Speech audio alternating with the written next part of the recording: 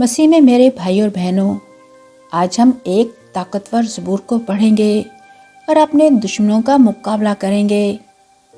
داؤد بادشاہ کی زندگی میں بہت سے دشمن تھے اور انہوں نے ہمیں اس زبور میں سکھایا ہے کہ کس طرح وہ خدا کی مدد اور رہنمائی سے ان کا مقابلہ کرتے تھے۔ اور داؤد بادشاہ کی طرح ہم سب کی زندگیوں میں دشمن ہوتے ہیں۔ کچھ دشمن نظر آتے ہیں اور کچھ نظر نہیں آتے، کیونکہ کچھ انسان ہوتے ہیں اور کچھ حالات، بیماریاں، خوف، حسد، الزام یا شیطانی چالیں۔ لیکن ہم مسیحی اپنے قادر مطلق خداوند خدا کا شکر ادا کرتے ہیں کہ ہم اکیلے نہیں ہیں۔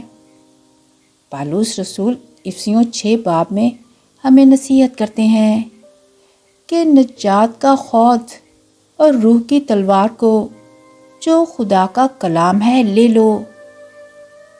اور آج ہم زبور 27 کے ذریعے جو کہ ہماری روحانی تلوار ہے کو لے کر اپنے دشمنوں کے ساتھ جنگ کریں گے۔ زبور 27 کی پہلی آیت میں لکھا ہے، خداوند میری روشنی اور میری نجات ہے، مجھے کس کا ڈر ہے؟ خداوند میری زندگی کا قلعہ ہے، مجھے کس کی ہیبت ہے؟ اور یہ آیت ہمیں ایک بنیادی سچ سکھاتی ہے کہ اگر خدا ہمارے ساتھ ہے تو کون ہمارا مخالف ہو سکتا ہے؟ عزیزو، دشمن کا پہلا ہتھیار ہمیشہ یہ ہوتا ہے کہ وہ ہمیں خوف پیدا کرتا ہے اور اس کے ذریعے وہ ہمیں ڈرانا چاہتا ہے، مایوس کرنا چاہتا ہے اور یہ محسوس کروانا چاہتا ہے کہ ہم ہار چکے ہیں۔ لیکن یہ زبور ہمیں یاد دلاتا ہے کہ خدا اندھیرے میں بھی ہماری روشنی ہے، خدا مشکل میں بھی ہماری نجات ہے اور خدا دشمن کے حملوں کے بیچ میں بھی ہمارا مضبوط قلعہ ہے۔ زبور 27 کی دوسری آیت میں لکھا ہے، جب بدکار مجھے کھاڑ ڈالنے کے لیے مجھ پر چڑھ آئیں گے، جب میرے دشمن اور میرے مخالف مجھ پر حملہ کریں گے تو وہ ٹھوکر کھا کر گر پڑیں گے۔ اور یہ ایک بہت طاقتور اعلان ہے۔ یہاں داؤد بادشاہ یہ نہیں کہہ رہے کہ دشمن آئے ہی نہیں، بلکہ یہ کہ دشمن آئے گا، حملہ کرے گا، لیکن وہ وہیں گر پڑے گا۔ پیارے بھائی اور بہنوں، یہی فرق ہے کہ جب انسان اپنی طاقت پر کھڑا نہیں ہوتا بلکہ خدا کا کلام جو کہ ہماری روحانی تلوار ہے لے کر دشمن کا مقابلہ کرنے کے لیے کھڑا ہوتا ہے۔ اس لیے آج اگر کوئی آپ کے خلاف سازش کر رہا ہے، اگر کوئی آپ کو نیچا دکھانا اور گرانا چاہتا ہے، اگر کوئی آپ کے بارے میں جھوٹ بول رہا ہے، تو یاد رکھیں کہ خدا اپنے کلام کے ذریعے جو کہ زندہ اور 2 دھاری تلوار سے بھی تیز تر ہے، ہمارے دشمنوں سے خود لڑتے ہیں۔ زبور 27 کی تیسری آیت میں لکھا ہے، خواہ لشکر میرا محاصرہ کر لے، میرا دل نہ گھبرائے گا، خواہ میرے خلاف جنگ چھڑ جائے، تب بھی میں خاطر جمع رکھوں گا۔ اور یہ آیت ہمارے حالات کی نہیں بلکہ ہمارے ایمان کی آواز ہے، جیسا کہ یوحنا رسول کے پہلے خط میں لکھا ہے کہ جو ہم میں بستا ہے وہ اس سے بڑا ہے جو دنیا میں بستا ہے، کیونکہ دشمن ہمارے خلاف شور مچاتا ہے لیکن ہم اپنی روحانی تلوار جو کہ خدا کا کلام ہے کے ذریعے اپنے دشمنوں پر اختیار رکھتے ہیں۔ اب سوال یہ ہے کہ ہم اس زبور کو عملی طور پر کیسے استعمال کریں؟ تو اس کے لیے پہلا طریقہ یہ ہے کہ اس زبور کو اونچی آواز میں پڑھیں۔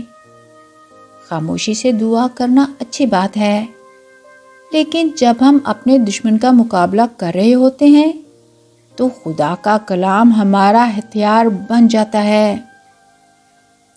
دوسرا طریقہ، اپنے نام کے ساتھ اس زبور کو پڑھیں۔ مثال کے طور پر ایسے کہ پہلی آیت کو آپ ایسے پڑھیں گے کہ خداوند میری روشنی اور میری نجات ہے، مجھے کس کا ڈر ہے؟ نمبر 3 یہ کہ یاد رکھیں کہ متی 4 باب میں بھی یسوع نے شیطان کا مقابلہ خدا کے کلام سے کیا تھا۔ اور نمبر 4،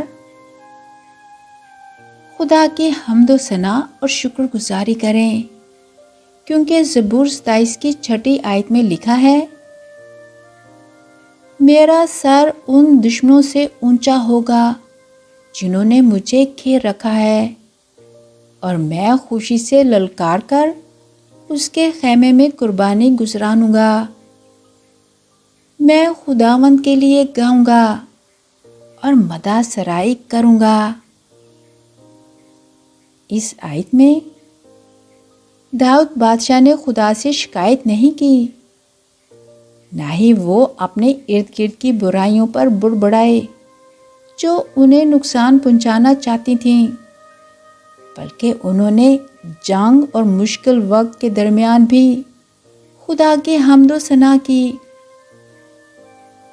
مشکلات کے درمیان بھی خدا کی تعریف کرنا یہ ظاہر کرتا ہے کہ ہم ہر حال میں خدا پر بھروسہ کرتے ہیں، خدا کی طاقت اور اختیار کا ہر قسم کے حالات میں اقرار اور اس کی تعریف کرتے ہیں۔